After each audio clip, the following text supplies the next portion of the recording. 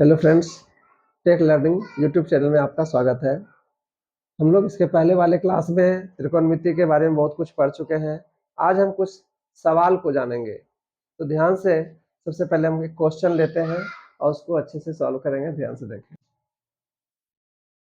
तो 10C देखिए, दिया हुआ है कि त्रिभुज एबीसी में जिसका कोण बी समकोण है, ए बी 24 cm है और बी सी 7 cm है, निम्नलिखित का मान ज्ञात कीजिए।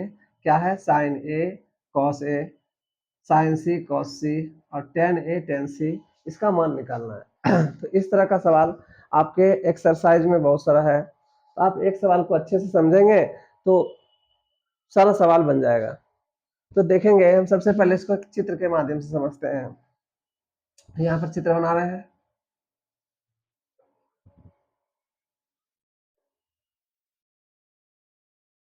देखिए क्या दिया है, त्रिभुज एबीसी में इसका कोण बी समकोण है, तो यहाँ पर समकोण है तो यहाँ बी लिखेंगे।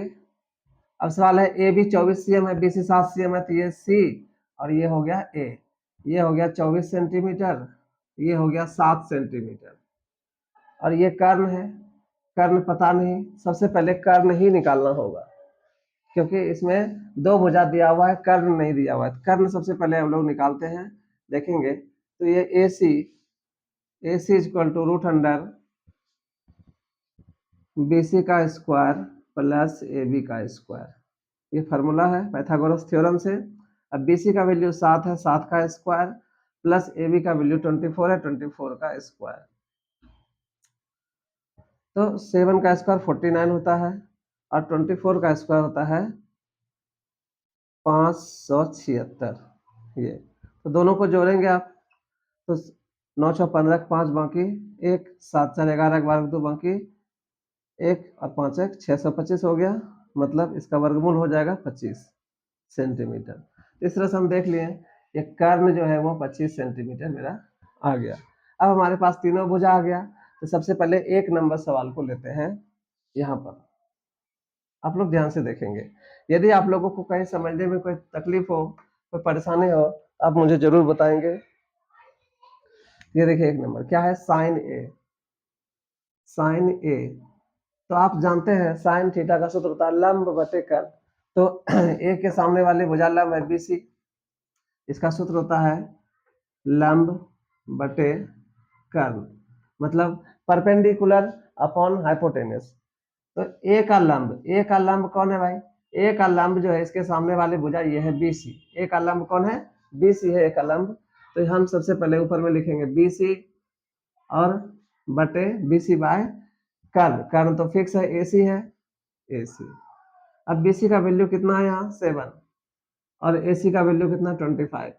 तो यही हो गया साइन ए का वैल्यू। इसी में कॉस ए है, तो कॉस ए का वैल्यू निकालते हैं। कॉस ए, कॉस ए का फॉर्मूला होता है आधार, आधार बाय कर्ण, आधार बटे कर्ण, ये होता है। तो ए का जब ये लंब हुआ तो ये आधार होगा, ए बी आधार हो गया, ए बी हो गया आधार और कर्ण हो गया आपका ए सी, ए सी। तो ए बी का मान कितना है 24 है, ए बी का मान 24, तो यहाँ पर 24 हो गया और ए सी 25 है, तो ये 25 हो गया। ये हो गया आपका आंसर। इसी प्रकार आप साइन सी का निकालेंगे, साइन सी निकालेंगे इसी प्रकार से। तो सूत्र तो वही लगेगा, फॉर्मूला वही होगा लंब बटे कर्ण, फॉर्मूला चेंज नहीं होगा, लंब बटे कर्ण। लेकिन सी के लिए इस बार लंब देखना है, ये सी यहाँ देखिए थीटा सी है ना, जब थीटा सी है तो सी के लिए लंब देखना है। इसके लिए लंब कौन हो जाएगा? इस बार लंब हो जाएगा ए बी, क्योंकि सी के सामने वाले भुजा लंब होता है। मैंने इसके पहले वाले वीडियो में आपको स्पष्ट कर दिया हूँ। ये हो जाएगा ए बी और कर्ण हो जाएगा आपका ए सी, ए सी। तो अब ए बी का वैल्यू कितना है 24, 24 है तो 24 लिख देंगे और ए सी का वैल्यू 25 है तो ये लिख दिए, हो गया आंसर। इसी प्रकार है कॉस सी, कॉस सी, कॉस सी है, कॉस सी का फॉर्मूला क्या होता है? कॉस का फॉर्मूला होता है आधार बटे कर्ण, आधार बटे कर्ण, इस तरह से। तो आधार सी का, आधार सी का जब ये लंब हुआ तो ये बी सी आधार हो जाएगा इसका, इसके सामने वाले भुजा ये लंब, तो ये हो जाएगा आधार। तो ऊपर में लिख देंगे बी सी बाय कर्ण हो गया ए सी। कर्ण तो बदलेगा नहीं, कर्ण बिल्कुल नहीं बदलेगा। तो बी सी का वैल्यू कितना है 7 अपॉन AC का वैल्यू 25। इस तरह से ये आपका इसका आंसर हो गया। अब बचा तीसरा नंबर का, तो तीसरा नंबर में यहाँ बना हूँ, ध्यान से आप लोग देखेंगे। तीसरा नंबर देखिए 10A है, तो यहाँ पर 10A लेते हैं। 10A का फॉर्मूला होता है लंब लंब बटे आधार, लंब बटे आधार, लंब बटे आधार होता है। तो लंब का जो फॉर्मूला, सॉरी ए का लंब कौन हो गया, इसका लंब हो गया इसके सामने वाला BC, यहाँ पर लिख देंगे BC बटे आधार हो जाएगा AB। तो BC का मान कितना है यहाँ 7 और AB का मान 24, तो हो गया 7 बटे 24 इसका आंसर। इसी प्रकार 10C है, 10C है, तो सूत्र तो वही रहेगा लंब बटे आधार, लंब बटे आधार। लेकिन C का लंब, ये C है, C का लंब हो गया BC, C के सामने वाली भुजा ये हो गया, सॉरी AB इसका लंब हुआ, AB लंब हुआ और इसका आधार हुआ BC, ये BC। अब AB का वैल्यू कितना 24, यहाँ 24 लेंगे और BC का वैल्यू 7 है, 7 लेंगे, ये आपका आंसर हो गया। तो आशा करता हूँ कि आप अच्छे से समझ गए होंगे।